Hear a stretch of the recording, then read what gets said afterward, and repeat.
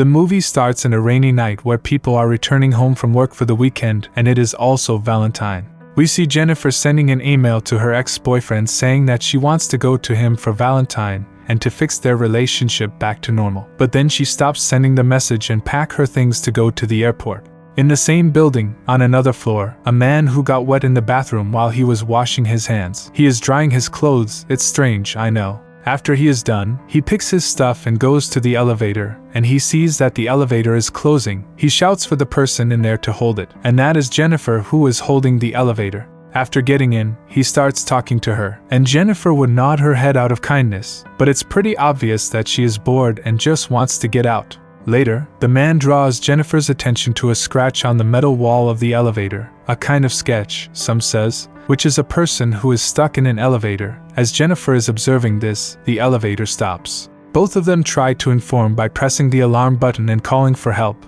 although they see a camera at the ceiling and flap their wings to ask for help, but it seems that no one is around, and there is no signal on their phones. Jennifer gets upset because if no one comes to help them, they will have to stay there until the end of the week. She remembers that she has a flight tonight. After that, they try to check the ceiling to see if the elevator has an emergency exit. When they realize that there's no exit, it makes the pressure worse, and she yells at the door and the walls. After these two introduce themselves and get to know each other, it becomes easier a little bit for Jennifer. The man gives her his bottle of water, and she gives him some chocolate. They calculate the worst possibilities that can happen, and they find out that if it goes like that, they have to stay there for about 80 hours. After a few hours, Jennifer needs toilet and is holding herself, but the man tells her that if she wants to do it right there is no problem at all, because both of them are in the same situation. But still Jennifer is nervous about it, so the guy gives her his bottle for that, and makes noise and holds his ears so she can be relaxed.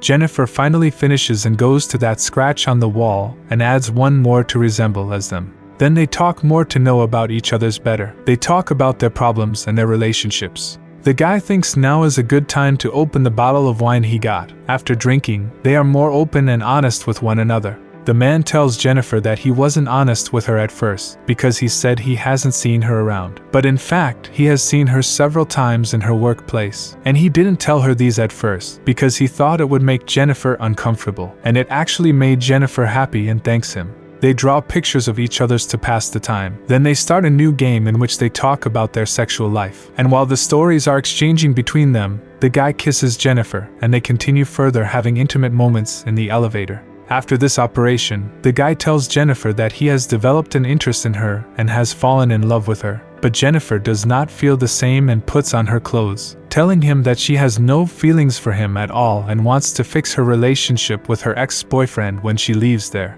The man gets upset, and he begins to reveal things that make Jennifer shocked. He says that he has planned everything so that he can get to know her better, and he shows her the videos he had of her on his phone, and tells her that he has been following her every day. The man reveals that he is actually the guard of the building and his name is Stalker, and all this time, he had the key in his pocket with which he could easily use to open the elevator. When he gets disappointed on having Jennifer, he comes to open the elevator, but Jennifer, who just found out that he was the cause of all these troubles, tells him that if she gets out, she will reveal everything to the police. He switches off the elevator, and Jennifer goes to take the key, so they get into a fight, and Jennifer accidentally breaks the key. Then Jennifer hits Stalker with her high heels, knocks him unconscious. And when she goes to him to see if he is alive, he gets up and knocks Jennifer's head on the ground, and she passed out. When Jennifer wakes up, she sees him sitting in the corner whispering to himself about how they can have a good relationship if just Jennifer willing to. When Jennifer accuses him of kidnapping, he gets up and loses control. He punches the door and the wall, saying he just wants her to be with him, and that's all he wants, and he planned this all to get her. After this, he opens the gift that Jennifer wanted to give to her ex-boyfriend. He takes a black jacket from the box and pretends that Jennifer gave it to him as a gift and puts it on. Then he forces Jennifer to open the second box, which contains a set of cigars, lighters, and other stuff. Stalker lights one of those cigars and smoking and showing more crazy action. Then he switches mood, in which he apologizes to Jennifer for putting her in that situation because of his stupid ideas. When Stalker sees an advertisement of a resort island on the elevator screen, he promises Jennifer to take her out there when they leave the elevator. Then they realize that one of the ceiling panels has no screws, and Stalker climbs up the elevator wall and breaks the panel to get out, but it's too high. Jennifer tells him to help her go up instead, and she will bring help.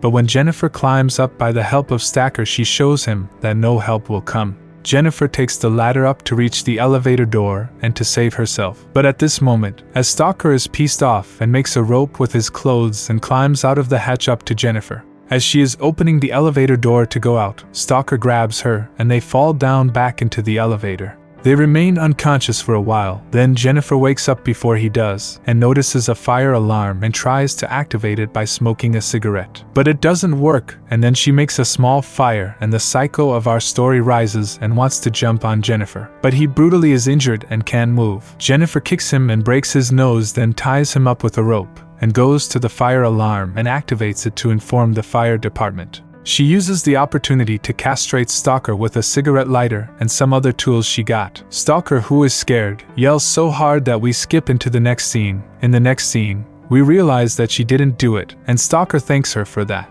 Then Jennifer makes him confess as she is recording for evidence. She doesn't want to be accused of anything that happened in the elevator when she get out. He confesses everything and says that his real name is John Deakins. John admits that he was in jail before because of an accident with a woman when he was drunk, and after his release, he was not given a job anywhere, and he is forced to be a security in the company that Jennifer works. In the next scene, we see Eddie, another one of the guards who has come with his girlfriend and wants to show her the view of the city from the top of the roof. He tells his girlfriend to sit in the lobby for a few minutes. When he goes behind the security desk, he sees a couple of injured man and woman in the elevator on the monitor. Then we see Jennifer screaming and asking for help, and Eddie quickly rushes and opens the elevator door halfway with a tool. But he needs another tool to open it enough, so he goes to find it. At the same time, John unties himself and pulls Jennifer back in, and holds her so that she does not scream. Then John calls his coworker to help him. When Eddie goes halfway inside, John lets down the upper half of the door on Eddie and kills him.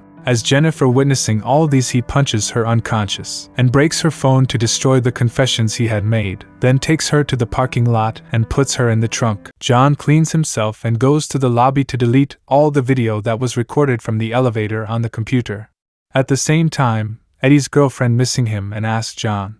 John says he is gone, but then he decides to stop her and ends her life.